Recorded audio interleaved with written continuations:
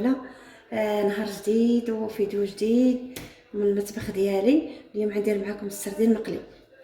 هذا الربيع والثوم غنديرو في الهاشور، غنطحنهم معاهم معايا. غنديرهم هنا ونطحن.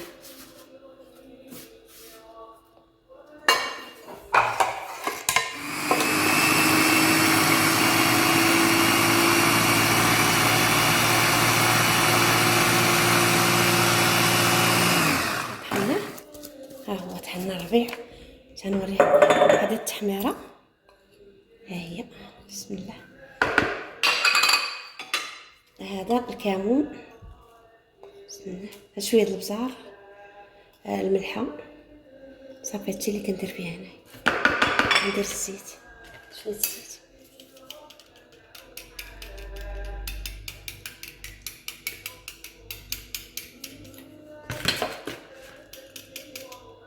صافي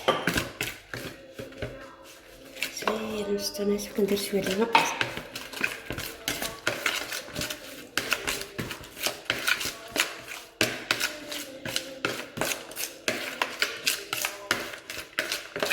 شوبه ها هي، ونعمر نضيف في العطريه. ها صافي هانتي. دابا انا حيدتها من العطريه، حتى غنحطها هنا باش تنديها للفرن نقليها.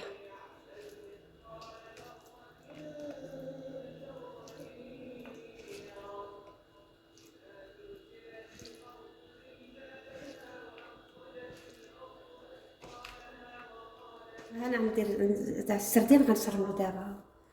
ها السردين.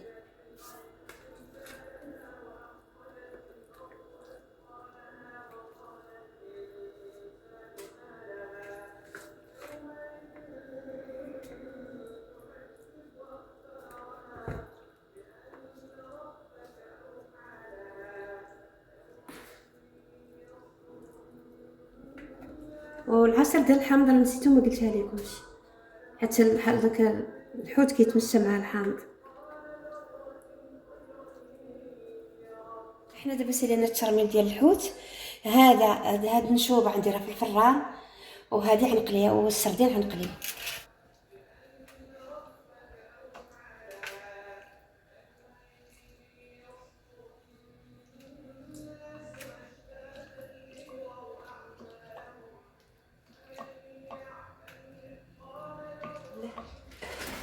احنا دابا شعلنا الفران، احنا غنخشيو النشوبه ديالنا. الطحين دابا الطحين ديال الزرع كومبلي، ولا ندير به، ولا نمدو فيه، ولا نفندو فيه وغادير. درت معاه التحميره، بسم الله. دابا نديرو في الزيت.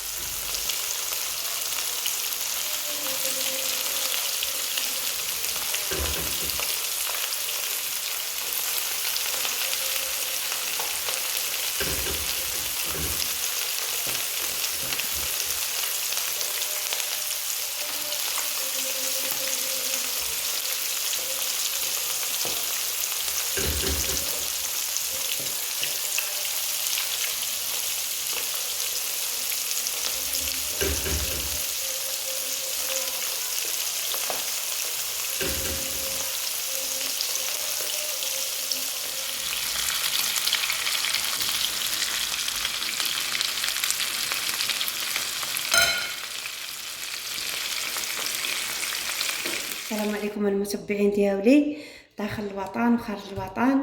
اليوم فيديو جديد ونهار جديد. اليوم غندير معكم وصفه صحيه 100%. غندير الكوطي وديروها للفطور وديروها للكوطي. وتابعوني المتبعين ديالي، وديروا لي لايك وديروا لي ابوني وشاركوني مع الحباب ومع الاهل. ودابا انا تابعوني، انا غنديرها معكم. ها هو غنديروا كاس ديال الحليب، بسم الله. غنديروا نص ربع كاس ديال الزيت، بسم الله. غنديروا معنا 2 بيضات.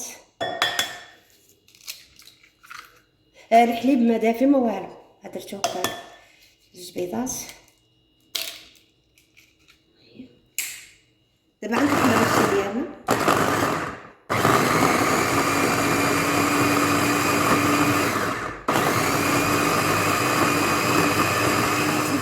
المتبعين ديالي رجعت معاكم، زدت الملحه وزدت القرفه، واللي ما بغيش يدير القرفه يدير فاني القرفه اختياريه، اللي بغى يديرها يديرها، اللي ما بغاش يديرها يدير فاني. حنا غنخدموه باش نكملوا معاكم. هانتي واخا يبقى هذا التمر معليش، كيبقى داك الطريفات معليش ما كيبانش، كيجي زوين. دابا كنزيدو الطحين كومبلي، كنحيدو من عاد كنخلى الغليظه صافي. حنا غنزيدو ها هو ديال الطحين، ها هو درت الطحين وعندي 2 خمارات، ها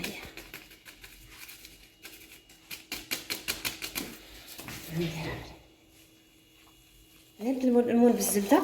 العجين ديالنا راه كيتشرب، ودابا نرشو بهذاك الطحين اللي درت بيه، غنرشو بيه داك كومبلي، نرشو بيه المول ديالنا حتى معجنه باش ما تلصقش. عاد نكملوا معكم داكشي اللي باقي. دابا حكينا التفاح، ها هو درنا راه نديرو حتى واحد الراس ديال القرفه مع التفاح، ها هو غنديرو عندنا حنا كاس هنا فيه الزبيب، فيه الكركاع، وفيه هذا، فيه الزبيب وفيه الكركاع وفيه اللوز، ها هو بسم الله.